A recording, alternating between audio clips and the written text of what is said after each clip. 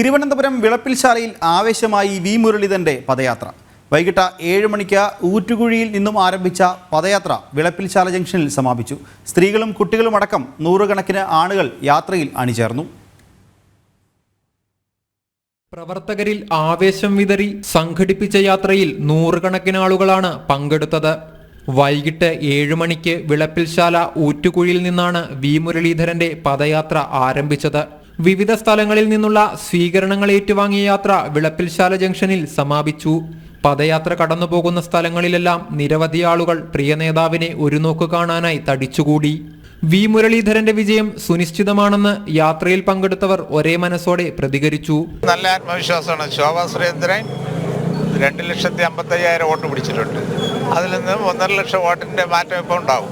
അതുകൊണ്ട് മുരളീധരൻ ഇവിടെ ജയിക്കും.